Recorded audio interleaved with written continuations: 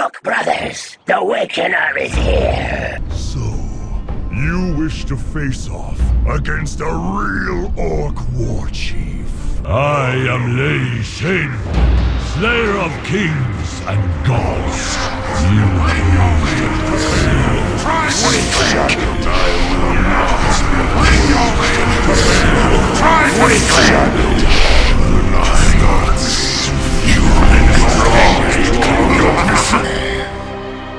with each thread, unravel a step closer to my realm.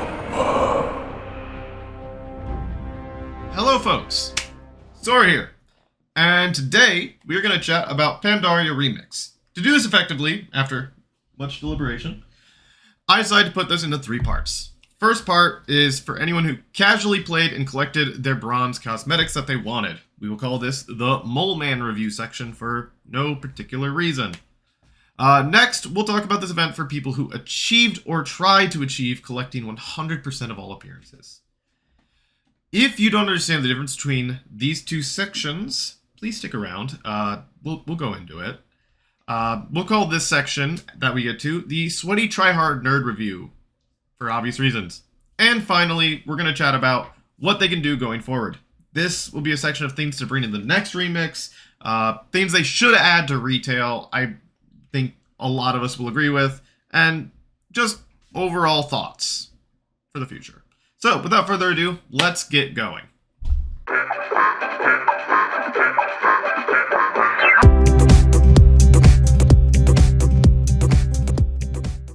The date is May 16th. WoW has just released back-to-back bangers. We just finished Plunderstorm, which, for casual PvPers, was a blast, and for baby mode collectors, was a nightmare of trying to slap a single mob to finish your quests before running directly into the storm if they saw a single other person breathe near them. The Dark Heart patch had just been released a week prior, and things are looking pretty good in WoW. Here lies Pandaria, once again, but with a twist. Now we're going to be able to play our Dragonflight style characters, dragon ride around Pandaria, have the full power of any of our characters we have on retails, even evokers, and just go crazy. So, how was this event initially received? And initially, that's very important because it was a little mixed. Now, we can't mention the release of Pandaria without talking about the Froggy Boys. People who'd only ever played WoW were convinced these people were exploiters, ruining the sacred honor of the mode, and just being overall degenerates taking advantage of Blizzard. I never really thought this personally. I also never engaged in frog farming. I was just doing all the quests on my shaman because why not? But for WoW players, they saw these people as degenerates who were ruining the game, taking an event that they thought should last months and beating it in a couple days from frog farming. Here's the thing. In most games where you can infinitely scale, you just do stuff like that. And it's not an exploit. It's just the way people play these games. But for WoW players, it feels like an exploit, so whatever. And either way, the frog farmers did get semi-punished. And I only say semi because they got their threads reverted, which many people were like, huge setback for them initially. But then everyone realized none of the power in Remix comes from the threads. Now, not none of the power, but a vast majority of the power comes from the gear. Threads are just the icing on the cake, but also not always great frosting, since they do have caps we'll talk about a little later. Though, that's just still not really much of a punishment, since they were all able to do everything they were beforehand. So it felt like in a way to appease the people who were mad, but not actually punish anybody. Which, kind of smart. Overall, though, I do want to say this. If you're a casual mole guy, gal, NB pal, this was reasonable grind. It was fun. You got to be pretty overpowered if you upgraded your gear. And you got to get a bunch of cosmetics maybe you would either A, never have gotten because the farm of them was horrible, or B, you got to finish grinds that you'd been doing for a long time, like the, oh god, what are they? The Orgrimmar shoulders from Garrosh. I have them now. I don't care about them, but I have them, and I know they're a really rare thing. So a lot of people will enjoy that. Huge issue, though, I think for a lot of people was that the currency for the event was used to either upgrade your gear or buy cosmetics, leading people to a weird choice. Now, if you were thinking about it a lot, you'd realize upgrading your gear was the more optimal path, because then you can grind faster later and you can just get all of the rewards, because you obviously most people wanted to clear Mythic Siege of Orgrimmar, so they get the title, all that jazz. But it's still a stupid situation to be in, and I think if they redid it, they might change that. Also, just another problem I think for a lot of players was that you weren't able to mail gems to your alts. So you had to do a weird trade system where either you had a friend on the same faction and you trade it and then you log into your other account, or if you were opposite factions, you would go into Siege of Orgrimmar in a raid party together, trade them to that person, and then trade to the alt. It was just not great. But despite the Frogboy drama, currency issues, gem trading, and a myriad of bugs galore. There were a handful of bugs that have been there since Pandaria, though, so like it's not really, like something we didn't expect.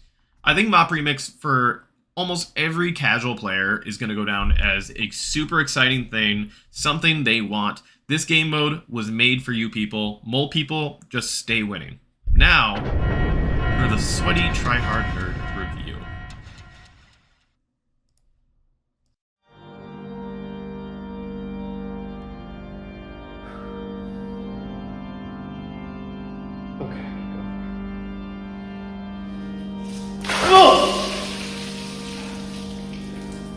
Look, I know this is self-inflicted.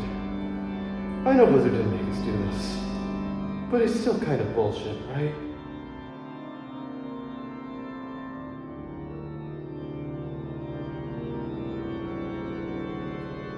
So, what was so bullshit?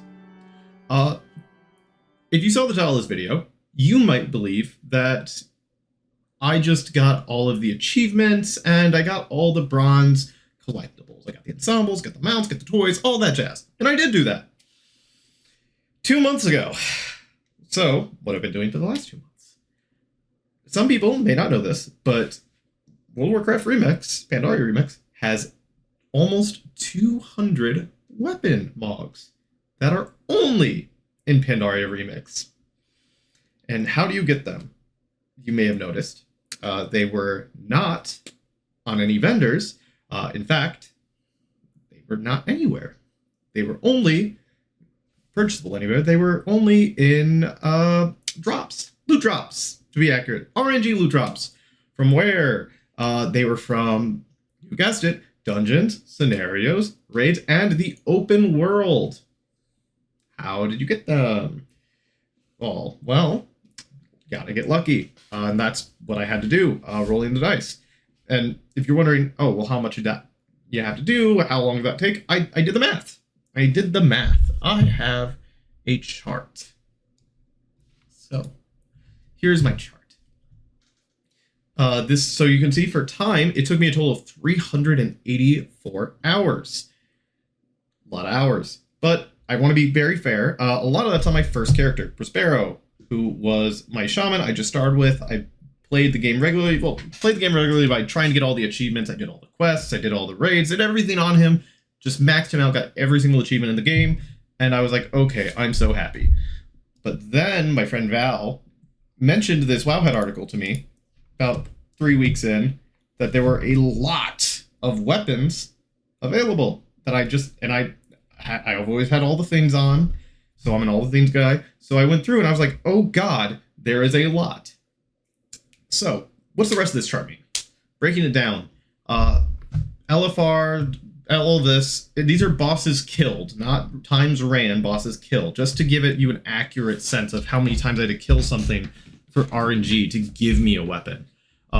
You'll also notice certain characters are luckier than others. Specifically, I have my hunter Orsino. He only played for 31 hours, got every single ranged weapon and every polearm in the game that was left because he was very lucky. I just don't know why. He was the luckiest character I've ever made. In stark contrast, I have Gruok, which Gruok is the name of Lady Macbeth, if you do not know that. So, cursed character, cursed situation. If you don't notice, I like naming my characters after Shakespeare stuff. Just my thing, English teacher life. And for her, it took 293 kills in LFR T14 for a weapon. Really fun. But I actually want to say, why do I have so many characters? Why not make a warrior and be done with it? Well, because a few reasons. One, warrior's really good at the beginning. If they do another remix, this is for you. Warrior's really good at the beginning because they have such a wide weapon pool.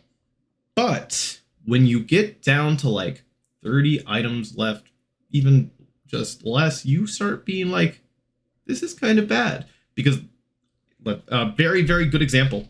Barista was my warrior for this. I got all my shields that my shaman didn't get on my warrior. I needed a two-handed weapon out of Throne of Thunder. I ran enough Throne of Thunder to kill 262 bosses on LFR Throne of Thunder on him before I realized, wait, this is stupid. And why is it stupid? Because the warrior can get pole arms and staves. You know who can't get staves? Paladins. Paladins can't get staves. So it only took my paladin that I made 25 kills in Throne of Thunder LFR to be done with that place forever. So that's something I learned very quickly. I had a rogue Puck. This was the original Puck. Don't worry about the other Puck. I'll explain the other Puck in a minute. Puck was a rogue, so I got daggers. I got all my daggers out of the way really, really fast. These were just characters I made to level for funsies. Macduff was a druid, made me learn that I like bear tanking, so that's really good. Petruchio 2 was a priest, just made it. I think I got something out of a scenario on him, was fine. Gruach was horrible. Gruach was a terrible experience. 81 hours. I can actually tell you where 20 of those were. They were flying around Kunlai Summit for a fan. For a fan. An offhand fan. And was I, yes, also queuing for LFRs? Obviously. But for a fan. So that was grueling. Now, something you might notice about this chart. The numbers get smaller for the most part as you go over. As we do higher difficulties. Why is that? Why did it take me only, say, 288 tier 14 heroic kills when it took me 848 LFR tier 14 kills? Here's the reason why. There's two very big reasons. And they are not that, oh, you have to wait in that queue for LFR. That's not it at all. That's not even a problem. That gives you time to farm the open world. Had it come down to just LFR, yeah, I might have been annoyed, but that wasn't the case for me. No, it's because normal, heroic, and mythic drop 2 items, and LFR drops 1. That's the first reason. That's the very first reason, and it was really annoying for the whole time. The second reason, and probably the more annoying reason by far, 10 times, is mythic, heroic drop blues and purples. Normal can drop blues, but also can drop greens. LFR only drops greens. You cannot trade with other players green items in Remix.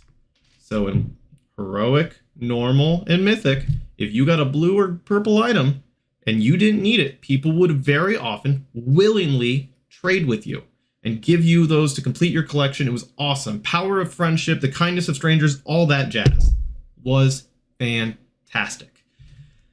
LFR sucked. It was terrible. It was probably not... It was pretty bad. It was probably the worst experience in the game mode, but also flying around Kunlai Summit wasn't great either.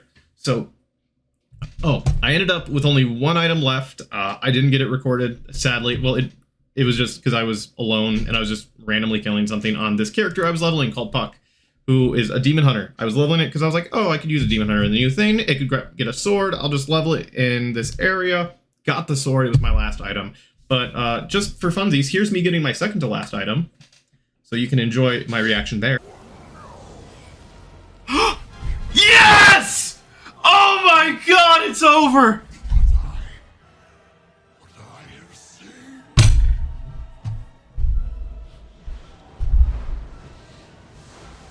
Oh my fuck. Overall, though, there's two things I actually want to bring up. Is why is it like this? Why was it like this? Well, Blizzard did not add arsenals. In fact, if in the WoW forums, arsenals were one of the most prominent threads multiple times over and over and over again. People begging for arsenals, asking, please, Blizzard, give us arsenals. They didn't answer. They never responded. It just kind of sucked for people. It made them feel like they were abandoned. Like the mode was banned. I know it probably was for the most part. I think the reason it is this way is one of two reasons. The first one is I actually just, and this could be true, Blizzard could have just forgotten about that or not thought of it through enough. And by the time they realized it was an issue, they just had pulled those resources for War Within. And honestly, I don't blame them for that. That's a smart choice. It sucks. It sucked for me. It sucked for everyone else. But it's what it makes sense. That's your big thing. You need that to win. Remix already won in the eyes of every casual. For people like me and all the collectors, yes, we are a big part of your audience, but we're not a really big part of your audience. The people who enjoyed Remix, the mole people, they're living their best life. They've got the Garrosh shoulders, they've got all the mounts, they're happy. The other thing that this is my actual thoughts on why it's like this, is that, well, Blizzard makes these decisions intentionally to keep players like me, Annie Fuchsia, and just other regular collectors out there farming, grinding, because it keeps these game modes alive past their regular lifespan, their natural lifespan. And that's smart, because there's going to be people who are going to be like, Remix came out, I can't do that right now. It's not my time, I don't have time for this, but I'll do it later with my friends, or I'll do it in a month. Oh, there's only a month left. I should actually really get on getting those transmogs, those collectibles, those mounts, and just being like, oh, hey, this game mode's still alive. There's still like people with like 22 million health running around one-shotting the bosses for me. It's awesome. So, once again, do I like that that's the decision? No, but let's be real. It's a smart business decision. It sucks, but it's true. Honestly, I'm going to look back on this mode and have fond memories, but I do wish that they would change this for the future. Either way, let's wrap this up.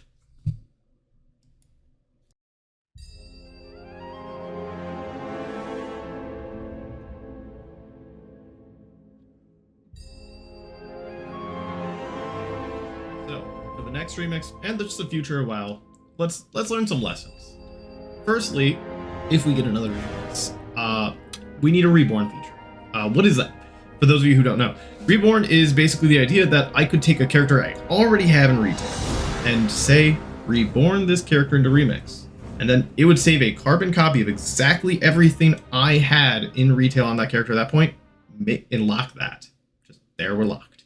Then, in remix, it's a fresh character, levels up, all that jazz, everything. When the event ends, it just transfers probably just the gold and the currencies that we would have from that would even move over to that new character. Either give them their old gear or give them new gear. I don't care. Just figure something out. Because here's the thing, Blizzard. You don't want us to complain about needing to delete characters. That sounds awful for everybody. And you don't want to make more character slots. It's a win-win. Next thing. Oh, yeah. Character stats. Now, this is a super sweaty try-hard thing. But if you didn't know this, every stat has a max thing. And you're like, oh, 100% crit. Duh. No. I mean, yes, but no. If you know this, versatility has a stat cap of 132%, aka 66% damage reduction before you get the druid buff. So, after that, what happens? Do you stop getting versatility? Nope. You still get it, and you don't need it, even when you've hit that naturally without gear. Kind of annoying. Otherwise, also tertiary stats, if you didn't know, 49% across the board max. So speed, leech, avoidance, that's the max on all those. So very annoying. It doesn't really matter. No, but just something to fix. And speaking of stats, third thing I really want, get weird with stats again. Listen, it's a temporary mode. It is temporary, one-time only mode. Go wild. Remember when they made Multi-Strike and it was weird and a lot of people didn't like it? And some people did, but Blizzard didn't, so they got rid of it. That was still cool that they tried it. What if we had a remix where it's like, hey, Let's try crit damage as a stat. Let's try CDR as a stat. Only let it go up to like maybe 30, 40%, but see what happens. Some classes will be better with it than others. Who knows? We don't. So give it a shot. Add Spirit back. See what that does. I don't know. Do something. Try new stuff. You get a temporary mode. Have it as a playground. Also, the final thing I want in the next remix is have events that are reasons to come back and play, but not add RNG weapons. What do I mean? Add like a treasure hunt or something next time. If you do BFA, have a big island that comes and everyone can go to this island for a little bit. And it's just a treasure island that's up every 2 hours. Everyone get to go for 20 minutes. It's really fun. Easy stuff. Kill some mobs. Basically Diablo style. Who cares? You don't have to give an increase in bronze and threads. You can just do other stuff. And don't add more RNG weapons, please. For retail, I'm going to get rid of the non-glorious thing I want first. And it's very simple. Summoning scrolls. Add them to WoW. Give Inscription something. They need something. Just give Inscription something. I don't even know what they do. I've been raiding. They do the Vantis runes, but who cares? That's one a week. Who cares? Give them something good. Give them summoning scrolls. And the other thing that I think, this is not just a remix thing. This is a remix as well as a classic SOD level up raids. Just choose a raid every week. Maybe you get to do it one time that week. Maybe, and guess what? It just gives you 3 levels on whatever character you're leveling. It's awesome. Make them 40 mans. Make it as many people can get in there as possible. Make it scaling. I don't care. Just add it. Everyone likes it. Do it. Just do it. Have a weekly level up raid that's rotating. Sounds awesome. Otherwise, let's see. Anything else I had? Nope. That's it. That's everything I want to talk about with Remix. Overall, I think everyone's going to look back on this fondly. It was a really fun event. Problems, yeah, but that's Blizzard. We're used to it. So hopefully things get better next time. WoW Remix is finally over. I can't believe it came and went so fast. I just hope Blizzard doesn't do any more RNG weapon grinds on a limited time event again soon. That would be such a silly mistake.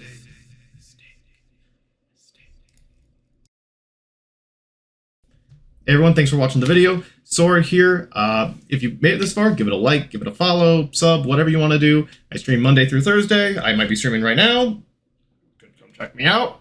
I don't know. Could be nice. Either way, thank you for watching. Love you. Bye-bye.